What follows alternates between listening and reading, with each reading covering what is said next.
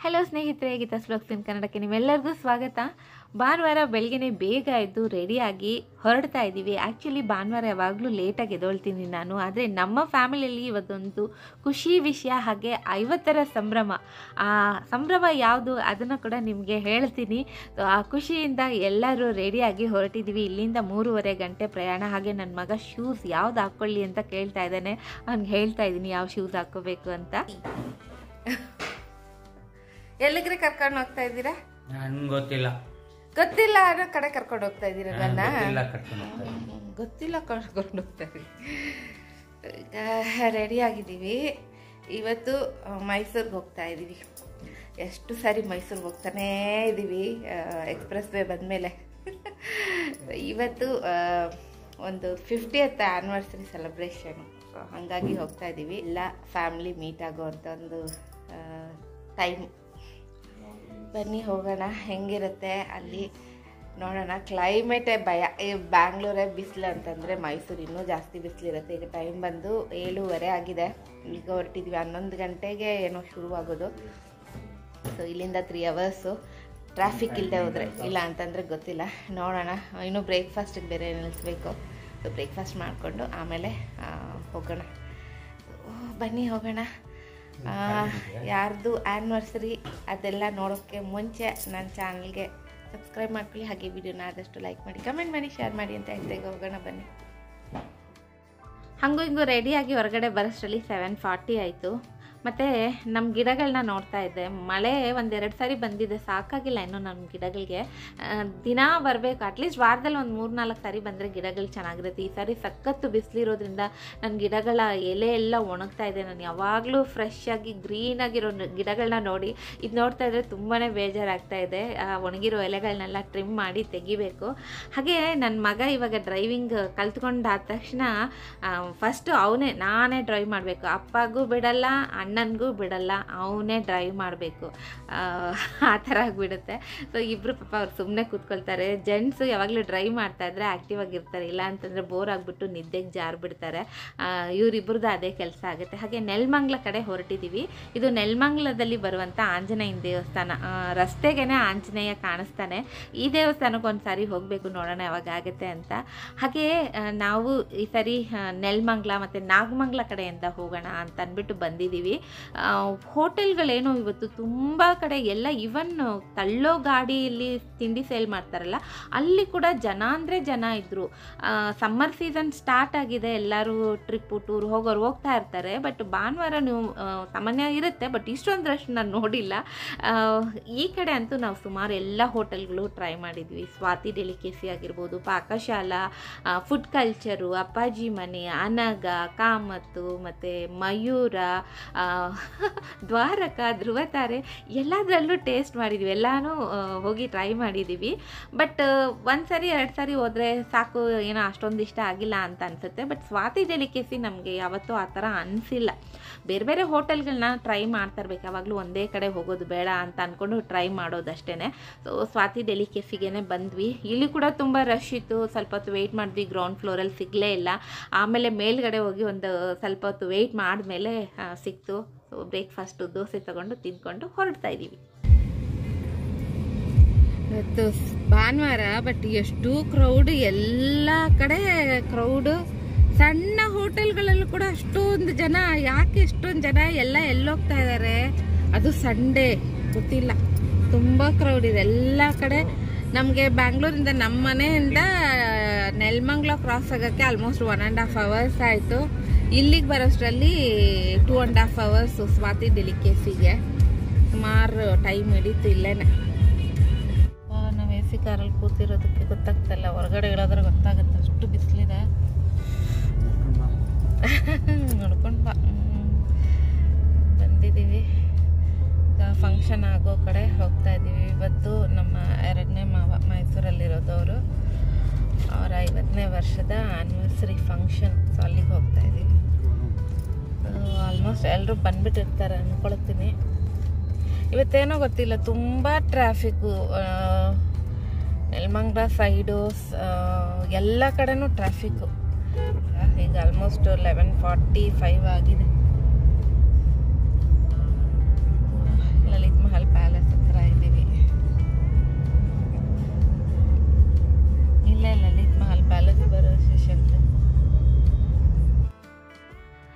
ನಾವು ಹೋಗ್ತಾ ಇರೋದು ಇವಾನ ರೆಸಾರ್ಟ್ ಅಂತ. ಇದು ಬಂದು ಮೈಸೂರು ಲಲಿತ್ ಮಹಲ್ ಪ್ಯಾಲೇಸ್ ಇದೆಲ್ಲ ಅದಕ್ಕೆ ಹತ್ರ ಆಗುತ್ತೆ. ಇವನ್ ಚಾಮುಂಡಿ ಹಿಲ್ಸ್ಗೆ ಕೂಡ ತುಂಬಾ ಹತ್ತಿರವಾಗಿ ಕಾಣಿಸುತ್ತೆ.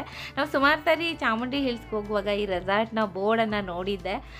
ಅಲ್ಲೇ ಇವತ್ತು ಫಂಕ್ಷನ್ ನಡೀತಾ ಇರೋದು. ನಮ್ಮ ಎರಡನೇ ಮಾವ ಅಂದರೆ ನನ್ನ ಮಾವನ ಸ್ವಂತ ತಮ್ಮ, ಮೊದಲನೇ ತಮ್ಮ, ಅವರು ಇರೋದು ಇಲ್ಲೇ ಮೈಸೂರಲ್ಲಿ. ಅವರ 50ನೇ ಮದುವೆ ವಾರ್ಷಿಕೋತ್ಸವ ಅಂದರೆ ಗೋಲ್ಡನ್ ಜೂಬಿಲಿ ಅಂತ ಹೇಳ್ಬೋದಲ್ಲ. 25ನೇ ವರ್ಷಕ್ಕೆ ಸಿಲ್ವರ್ ಜೂಬಿಲಿ ಅಂತಾರೆ, 50ನೇ ವರ್ಷಕ್ಕೆ ಗೋಲ್ಡನ್ ಜೂಬಿಲಿ. ಸೊ 50 ವರ್ಷದ ತುಂಬು ದಾಂಪತ್ಯ ಜೀವನ, ಅದನ್ನು ಸೆಲೆಬ್ರೇಷನ್ ಮಾಡ್ತಾಯಿದ್ವಿ. ನನಗಂತೂ ತುಂಬಾ ಖುಷಿ ಆಗುತ್ತೆ. ನಾವೆಲ್ಲ ಅಷ್ಟು ವರ್ಷ ಇದ್ದು ಸೆಲೆಬ್ರೇಷನ್ ಮಾಡ್ಕೊಳ್ತೀವೋ ಗೊತ್ತಿಲ್ಲ, ಆದರೆ ಸೆಲೆಬ್ರೇಷನ್ ಮಾಡ್ತಾ ಇರೋರನ್ನ ನೋಡಿದ್ರೆ ತುಂಬಾ ಖುಷಿ ಆಗುತ್ತೆ. ಸೊ ಹಾಗಾಗಿ ಈ ಸೆಲೆಬ್ರೇಷನ್ನು ಫ್ಯಾಮಿಲಿ ಜೊತೆ ಎಲ್ಲರ ಜೊತೆ ಸೇರಿ ಸೆಲೆಬ್ರೇಟ್ ಮಾಡೋಣ ಅಂತ ಒಂದು ಫಂಕ್ಷನ್ನ ಅವ್ರ ಮನೆಯವರು ಹಮ್ಮಿಕೊಂಡಿದ್ದಾರೆ. ಸೊ ನಾವೆಲ್ಲನೂ ಅದಕ್ಕೆ ಹೋಗ್ತಾ ಇದ್ದೀವಿ. ಸೊ ನಮ್ಮವರೆಲ್ಲ ಬಂದಿರ್ತಾರೆ. ಆಲ್ರೆಡಿ ನಾವು ಲೇಟ್ 11 ಗಂಟೆಗೆ ಫಂಕ್ಷನ್ ಶುರು ಆಗೋದು ಅಂತ ಹೇಳಿದರು. ಇವತ್ತು ಟ್ರಾಫಿಕ್ಕಿಂದ ನಾವು 1 ಅವರ್ ಲೇಟ್. ಎಲ್ಲರೂ ಬಂದುಬಿಟ್ಟಿದ್ದಾರೆ ನಮಗೆ ಮುಂಚೆನೇ. ಅಕ್ಕ ಅವರೆಲ್ಲರೂ ಆಲ್ರೆಡಿ ಬಂದಿದ್ದಾರೆ. ಅವ್ರ ಕಾರೆಲ್ಲ ಕಾಣಿಸ್ತಾ ಇದೆ. ಅದನ್ನೇ ಹೇಳ್ತಾರೆ ನಾವೇ ಲೇಟಾಗಿ ಬಂದಿದ್ದೀವಿ ಅಂತ.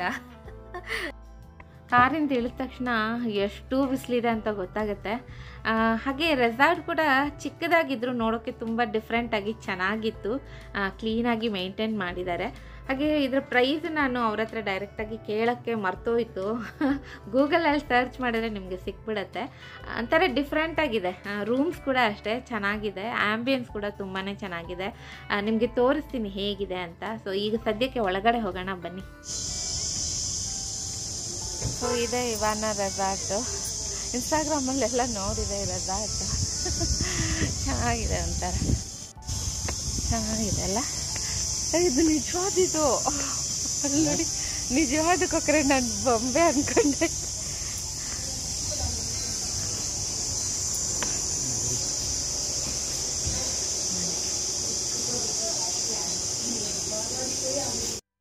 ಸೊ ಒಳಗಡೆ ಬಂದ ತಕ್ಷಣ ಈ ಥರ ಬೋರ್ಡ್ ಕಾಣಿಸುತ್ತೆ. ಪಕ್ಕದಲ್ಲೇ ವಾಟರ್ ಫೌಂಟೇನ್ ಥರ ಮಾಡಿದ್ದಾರೆ. ಅಂದರೆ ವಾಲ್ ಮೇಲೇ ನೀರು ಹರಿಯೋ ಹಾಗೆ. ಹಾಗೆ ರೈಟ್ ಸೈಡ್ಗೆ ಹೋದ್ರೂ ಎಂಟ್ರೆನ್ಸ್ ಇದೆ, ಲೆಫ್ಟ್ ಸೈಡ್ಗೂ ಕೂಡ ಎಂಟ್ರೆನ್ಸ್ ಇದೆ. ಸೊ ನಾವು ರೈಟ್ ಸೈಡಿಗೆ ಬಂದ್ವಿ. ಆಲ್ರೆಡಿ ತುಂಬ ಜನ ಬಂದಿದ್ದಾರೆ. ಫ್ಯಾಮಿಲಿ, ಫ್ರೆಂಡ್ಸು ಎಲ್ಲರೂ ಕರೆದಿದ್ದಾರೆ. 50ನೇ ವರ್ಷದ ಸಂಭ್ರಮ ಅಲ್ಲ. ಸೊ ಅದರ ಆಚರಣೆಗೆ ಎಲ್ಲರೂ ಇದ್ದರೆ ಚೆನ್ನಾಗಿರುತ್ತೆ. ಒಂಥರ ಖುಷಿ ಸಂಭ್ರಮನ ಹಂಚ್ಕೊಳ್ಳೋದಲ್ವ. ಹಾಗೆ ಅತ್ತೆ ಮಾವ ಇಬ್ಬರು ತುಂಬ ಬ್ಯುಸಿಯಾಗಿದ್ದರು. ಯಾರಾದರೂ ಒಬ್ಬೊಬ್ಬರು ಬರ್ತಾನೆ ಇದ್ದರು. ಆಮೇಲೆ ಕೊನೆಯಲ್ಲಿ ಒಂದು ಕ್ಲಿಪ್ಪನ್ನು ತಗೊಂಡೆ ನೋಡಿ.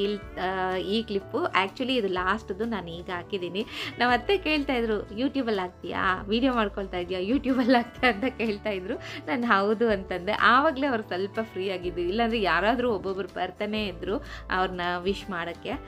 ಈಗ ನಾವು ಅವ್ರನ್ನೆಲ್ಲ ವಿಶ್ ಮಾಡಿಬಿಟ್ಟು ಮಾತಾಡಿಸ್ಕೊಂಡು, ಸರಿ ರೆಸಾರ್ಟ್ ಎಲ್ಲ ಹೇಗಿದೆ, ಒಳಗಡೆ ಕೂತ್ಕೊಳ್ಳೋಕ್ಕಾಗ್ತಾಯಿಲ್ಲ, ಅಷ್ಟೊಂದು ಸೆಕೆ ಇದೆ. AC ಹಾಲು, ಬಟ್ ಸೆಕೆ ಆವಾಗಲೂ ತಡೆಯೋಕ್ಕಾಗ್ತಾಯಿಲ್ಲ. ಸರಿ ಹೊರಗಡೆ ಹಂಗೆ ನೋಡ್ಕೊಂಡು ಬರೋಣ ಹೇಗಿದೆ ಜಾಗ ಅಂದ್ಕೊಂಡು ನಾವೆಲ್ಲ ಬಂದ್ವಿ. ತುಂಬಾ ಚೆನ್ನಾಗಿದೆ. ಚಿಕ್ಕದಾಗಿದ್ದರೂ ತುಂಬ ಚೆನ್ನಾಗಿದೆ ನೋಡಿ. ಇದು ಗೋಡೆಗಳಿಗೆ ಆ ಪಾಟ್ಗಳನ್ನು ಅಂಟಿಸ್ಬಿಟ್ಟಿದ್ದಾರೆ. ಇದು ಒಂಥರ ಡಿಫ್ರೆಂಟಾಗಿತ್ತು. ಸರಿ ನನ್ನ ಮಗ ಹೇಳ್ತಾಯಿದ್ದ, ಅಮ್ಮ ಇಲ್ಲಿ ಫೋಟೋ ತೆಗಿತೀನಿ, ನಿಂತ್ಕೊ, ನೀನು ಅಪ್ಪ ಇಬ್ಬರು ನಿಂತ್ಕೊ ಅಂತ ಹೇಳ್ತಾ ಇದ್ದ. ಏನೋ ಇವತ್ತು ಆಶ್ಚರ್ಯ, ನನ್ನ ಇಬ್ಬರು ಮಕ್ಕಳು ನನಗೆ ಫೋಟೋ ತೆಗಿತೀವಿ, ವಿಡಿಯೋ ಮಾಡ್ಕೊಡ್ತೀವಿ ಅಂತ ಹೇಳಿದ್ರು. ಕೆಲವು ಫೋಟೋಸ್ ತೆಕ್ಕೊಟ್ರು, ಚೆನ್ನಾಗಿ ತೆಕ್ಕೊಟ್ಟಿದ್ದಾನೆ. ಇದು ನೋಡಿ ನಾನು ನಡಿವಾಗ ತೆಗೆದಿರೋದು ಹೆಂಗೆ ಬಂದಿದೆ. ಹಾಗೆ ಇವಳು ನಮ್ಮ 3ನೇ ಮಾವನ ಕೊನೆ ಸೊಸೆ, ಅಂದರೆ ನಮ್ಮ ಫ್ಯಾಮಿಲಿಯಲ್ಲಿ ಕೊನೆ ಸೊಸೆ ಪಪೀತಾ. ಹಾಗೆ ಅವಳ ಗಂಡ ವಿಜಯ್. ಅದು ಇವರಿಗೆ ಇಬ್ಬರು ಹೆಣ್ಮಕ್ಳು. ನಮ್ಮನ್ನ ನೋಡಿದ ತಕ್ಷಣ ಜಗಳ ಮಾಡ್ತಾರೆ, ನೀವು ಯಾಕೆ ನಮ್ಮ ಮನೆಗೆ ಬಂದಿಲ್ಲ, ನಾನು ಬಂದೆ, ನೀವು ಯಾಕೆ ಬಂದಿಲ್ಲ ಅಂತ ಜಗಳ ಮಾಡ್ತಾ ಇಲ್ಲ ಅವ್ರ ಜೊತೆ. ಸುಮ್ಮನೆ ತಮಾಷೆಗೆ. ನಮ್ಮನೆಗೆ ಹತ್ರನೇ ಇರೋದು. ಸೊ ನಾವು ಹೋಗೋದು ಕಡಿಮೆ, ಅವರು ಬರೋದು ಕಡಿಮೆ. ಅದಕ್ಕೆ ಹೇಳ್ತಾಯಿದ್ಲು, ಅಕ್ಕ ನೀವು ಬರಬೇಕಲ್ವಾ ಅಂತ. ಸೊ ಎಲ್ಲ ನೋಡಿಕೊಂಡು ಆಮೇಲೆ ಊಟ ಟೈಮ್ ಆಗಿತ್ತು. ಹೆಂಗೂ ನಾವು ಬಂದಿದ್ದೆ 12 ಗಂಟೆಗೆ. ಸೊ 12:30 ಅಷ್ಟೊತ್ತಿಗೆ ಊಟ ಇತ್ತು. ನಾನ್ ವೆಜ್ಜು ಇತ್ತು, ವೆಜ್ಜು ಇತ್ತು. ಸೊ ಆ ಕಡೆ ಅಕ್ಕ ಅವರೆಲ್ಲ ಕೂತ್ಕೊಂಡಿದ್ದಾರೆ. ಸೊ ಈ ಕಡೆ ನಾವು ವೆಜಿಟೇರಿಯನ್ನು. ಸೊ ನಮ್ಮದು ಊಟ ಎಲ್ಲ ಮುಗೀತು.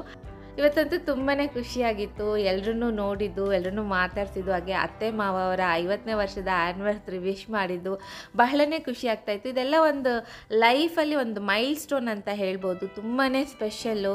ಅದು 50ನೇ ವರ್ಷದ ಆ್ಯನಿವರ್ಸರಿ ಸೆಲೆಬ್ರೇಷನ್ ಅಂದರೆ ತುಂಬಾ ಸ್ಪೆಷಲ್ ಅಂತ ಹೇಳ್ಬೋದು. ಎಲ್ರೂ ನೋಡಿ, ಎಲ್ರೂ ಮಾತಾಡಿಸ್ಕೊಂಡು ಅವ್ರ ಜೊತೆ ಖುಷಿಯಾಗಿ ಟೈಮನ್ನು ಸ್ಪೆಂಡ್ ಮಾಡಿದ್ದು. ಹಾಗೆ ನಾವು ರೆಸಾರ್ಟನ್ನು ನೋಡಿಕೊಂಡು ಹಾಗೆ ಮಾತಾಡ್ತಾ ಒಂದು 14 ವರ್ಷದ ಹಿಂದೆ ನಮ್ಮ ಅತ್ತೆ ಮಾವ ಅವರ ಆ್ಯನಿವರ್ಸರಿ ಸೆಲೆಬ್ರೇಷನ್ 50th ಆ್ಯನಿವರ್ಸರಿ ಸೆಲೆಬ್ರೇಷನನ್ನು ವಿಜಯಮ್ಮ ಮತ್ತು ಚಾಮುಂಡಿಯಮ್ಮ ಅವರೇ ಇನಿಷಿಯೇಟ್ ತಗೊಂಡು ಹೋಟೆಲ್ ಇದನ್ನು ಬುಕ್ ಮಾಡಿದ್ರು. ಹಾಗೆ ಎಲ್ಲರೂ ಇನ್ವೈಟ್ ಮಾಡಿ ಒಂದು ಸ್ಪೆಷಲ್ ರೀತಿಯಲ್ಲಿ ಸೆಲೆಬ್ರೇಟ್ ಮಾಡಿದರು. ತನುಷ್ ಹುಟ್ಟಿದ ದಿನ ಹಾಗೆ ನಮ್ಮ ಅತ್ತೆ ಮಾವ ಅವರ ಆ್ಯನಿವರ್ಸರಿ ದಿನ ಒಂದೇ ಡೇಟಲ್ಲಿ ಬರುತ್ತೆ, ಅಂದರೆ August 22.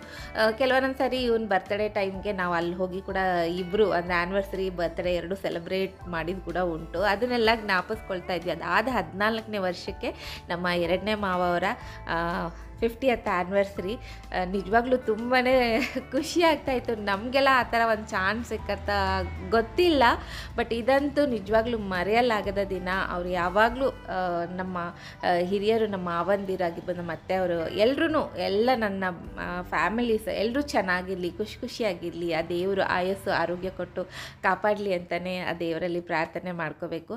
ಹಾಗೆ ಸುಮ್ಮನೆ ಒಳಗಡೆನೇ ಕೂತ್ಕೊಂಡಿದ್ವಲ್ಲ, ಒಂದು ರೌಂಡು ರೆಸಾರ್ಟ್ನ ಕೂಡ ನೋಡ್ಕೊಂಡು ಬರೋಣ ಅಂತ ಅಂದ್ಕೊಂಡು ಹಾಗೆ ಬಂದ್ವಲ್ಲ. ನೋಡ್ತಾ ಇದ್ವಿ, ತುಂಬ ಚೆನ್ನಾಗಿತ್ತು. ನಮ್ಮ ಯಜಮಾನ್ರು ಹೇಳ್ತಾಯಿದ್ರು, ಇಲ್ಲಿ ಗಾಳಿ ತುಂಬ ಚೆನ್ನಾಗಿ ಬರ್ತಾಯಿತ್ತು. ಹಾಗಾಗಿ ನೋಡಿ ಇಲ್ಲಿ ಗಿಡಗಳಿದೆಲ್ಲ, ಅದನ್ನ ದಾಟ್ಕೊಂಡು ಆ ಬೆಟ್ಟದ ಮೇಲೆ ಟ್ರೆಕ್ಕಿಂಗ್ ಥರ ಹೋಗೋಣ, ಚೆನ್ನಾಗಿರುತ್ತೆ ಅಂತ. ಅದು ಈ ಬಿಸಿಲಲ್ಲಿ ನಾವೇನಾದರೂ ಹೋದರೆ ಒಣಗಿದ ಮೀನು ಥರ ಆಗ್ಬಿಡ್ತೀವಿ ಅಂತ ನಾನು ತಮಾಷೆ ಮಾಡ್ತಾಯಿದ್ದೆ. ತುಂಬ ಬಿಸಿಲಿತ್ತು, ಹಾಗೆ ಟೈಮ್ ಕೂಡ ಆಗಿತ್ತು. ಈಗ ಮನೆಗೆ ಹೊರಡಬೇಕು, ಎಲ್ಲರೂ ಹೊರಡೋ ಟೈಮು. ಹಾಗಾಗಿ ನಾವು ಕೂಡ ಹೊರಡೋಣ ಅಂದ್ಕೊಂಡು ಹೊರಡ್ತಾ ಇದ್ದೀವಿ. ಇಲ್ಲಿ ಮಾತ್ರ ಚೆನ್ನಾಗಿ ಗಾಳಿ ಬರ್ತಾ ಇದೆ, ಅಲ್ಲಂತೂ ಇರೋಕೆ ಆಗ್ತಾ ಇಲ್ಲ. ಸೆಕೆ ಅಲ್ಲೇ ಮೈಕ್ರೋ ಓವನಲ್ಲಿ ಕೂತ್ಕೊಂಡು ಹಂಗೆ ಅನ್ನಿಸ್ತಾ ಇದೆ ಅಲ್ಲ ರೀ, ತುಂಬ ಸೆಕೆ ಇದೆ. ಬ್ಯಾಂಗ್ಳೂರೇ ಸೆಕೆ, ಇದು ಕೂಡ ಇನ್ನೂ ಜಾಸ್ತಿ ಅಂತ ಅನ್ನಿಸ್ತಾ ಇದೆ ಅಪ್ಪ. ಸೊ ಊಟ ಎಲ್ಲ ಆಯಿತು. ಸೊ ಎಲ್ರಿಗೂ ಬಾಯ್ ಹೇಳಿಬಿಟ್ಟು ಹೋಗೋಣ ಅನ್ಕ ಬೆಳ್ಳಕ್ಕೆ ಬರ್ತಾಯಿದೆ. ಎಷ್ಟು ಹಂಗೆ ಬ್ರೈಟ್ ಆಗಿಬಿಟ್ಟಿದೆ ಕ್ಯಾಮ್ರಲ್ಲಿ ಏನದು ಫೇಸ್ ಎಲ್ಲ. ಈ ರೆಸಾರ್ಟ್ ಒಂಥರ ಚೆನ್ನಾಗಿತ್ತು, ನನಗೆ ಇಷ್ಟ ಆಯಿತು. ರೂಮ್ಸ್ ಕಡಿಮೆ ಇದೆ, ತುಂಬ ಜಾಸ್ತಿ ಏನೂ ಇಲ್ಲ, ಮತ್ತು ನಿಶಬ್ದವಾಗಿದೆ, ಪ್ರಶಾಂತವಾಗಿದೆ. ಸುತ್ತಮುತ್ತಲ ಬೆಟ್ಟ ಗುಡ್ಡ ಅದಿದೆ. ಅಕ್ಕಪಕ್ಕ ಎಲ್ಲ ನಿಮಗೇನು ಗದ್ದಲ ಆಗಲಿ ಸೌಂಡು ಅದೆಲ್ಲ ಏನೂ ಇಲ್ಲದೆ ಆರಾಮಾಗಿರ್ಬೋದು. ಪ್ರಕೃತಿ ಪ್ರಿಯರಿಗೆ ಹೇಳಿ ಮಾಡಿಸಿದಂಥ ಜಾಗ ಅಂತ ಹೇಳ್ಬೋದು. ಚೆನ್ನಾಗಿತ್ತು ಒಂಥರ. ಗೂಗಲಲ್ಲಿ ಸರ್ಚ್ ಮಾಡಿದ್ರೆ ಡೀಟೇಲ್ಸ್ ನಿಮ್ಗೆ ಸಿಕ್ಕತ್ತೆ, ಹಾಗೆ ಪ್ರೈಸ್ ಕೂಡ ಸಿಕ್ಕತ್ತೆ. ಪೀಕ್ ಸೀಸನಲ್ಲಿ ಒಂದು ಪ್ರೈಸ್ ಇರುತ್ತೆ, ಇಲ್ಲದೇ ಇದ್ದರೆ ಒಂದು ಪ್ರೈಸ್ ಇರುತ್ತೆ. ಅದು ಎವ್ರಿ ಟೈಮ್ ಚೇಂಜಸ್ ಆಗ್ತಾ ಇರುತ್ತೆ. ರೂಮ್ ನೋಡೋದು ಮಿಸ್ ಆಯಿತು. ಆ್ಯಕ್ಚುಲಿ ಖಾಲಿ ಇದ್ದರೆ ರೂಮನ್ನು ನೋಡ್ಬೋದಾಗಿತ್ತು ಹೇಗಿದೆ ಅಂತ, ಎಲ್ಲ ಆಕ್ಯುಪೈ ಆಗಿತ್ತು. ಸೊ ಈಗ ಅತ್ತೆ ಮಾವ ಅವ್ರಿಗೆ ಬಾಯ್ ಹೇಳಿ ನಾವೆಲ್ಲ ಹೊರಡ್ತಾ ಇದ್ದೀವಿ. ಆ್ಯಕ್ಚುಲಿ ಈ ಫಂಕ್ಷನ್ ಮುಗಿಸ್ಕೊಂಡು ಮಹದೇವಪುರ ಶೂಟಿಂಗ್ ಸ್ಪಾಟ್ಗೆ ಹೋಗೋಣ ಅಂದ್ಕೊಂಡಿದ್ದೆ. ತುಂಬ ಬಿಸಿಲಿತ್ತು, ಆಗಲಿಲ್ಲ. ಹೋಗ್ಲಿ ಪಯಣಕ್ಕೆ ಹೋಗೋಣ ಅಂದ್ಕೊಂಡೆ, ಅದು ಕೂಡ ಆಗಲಿಲ್ಲ. ಅಷ್ಟೊಂದು ಬಿಸಿಲಿತ್ತು, ಸುಸ್ತಾಗಿಬಿಟ್ಟಿತ್ತು ಒಂಥರ. ಸೊ ಮನೆಗೆ ಹೋಗ್ಬಿಡೋಣ, ನೆಕ್ಸ್ಟ್ ಯಾವಾಗಲಾದರೂ ಈ ಕಡೆ ಬಂದಾಗ ಬರೋಣ. ಅದು ಅಲ್ಲದೆ ಅವಾಗವಾಗ ಮೈಸೂರು ಕಡೆಗೆ ಬರ್ತಾನೆ ಇರ್ತೀವಿ. ಸೊ ಆ ಥರ ಬಂದಾಗ ಬರೋಣ ಅಂದ್ಕೊಂಡು ಈಗ ಮನೆ ಕಡೆಗೆ ಹೊರಟ್ವಿ. ಹೇಗನ್ನಿಸ್ತು ಈ ಸ್ಪೆಷಲ್ ವ್ಲಾಗು? ನಮ್ಮ ಅತ್ತೆ ಮಾವ ಅವರ 50ನೇ ವರ್ಷದ ಆ್ಯನಿವರ್ಸರಿ ಸೆಲೆಬ್ರೇಷನ್ ಇಷ್ಟ ಆಗಿರುತ್ತೆ ಅಂತ ಅಂದ್ಕೊಳ್ತೀನಿ. ಇಷ್ಟ ಆಗಿದ್ದರೆ ಪ್ಲೀಸ್ ನನ್ನ ಚಾನಲ್ಗೆ ಸಪೋರ್ಟ್ ಮಾಡಿ, ಹಾಗೆ ನನ್ನ ಚಾನಲನ್ನು ಸಬ್ಸ್ಕ್ರೈಬ್ ಮಾಡ್ಕೊಳ್ಳಿ. ಈ ವಿಡಿಯೋನ ಆದಷ್ಟು ಲೈಕ್ ಮಾಡಿ, ಕಮೆಂಟ್ ಮಾಡಿ, ಶೇರ್ ಮಾಡಿ ಅಂತ ಹೇಳ್ತಾ ನಮಸ್ಕಾರ.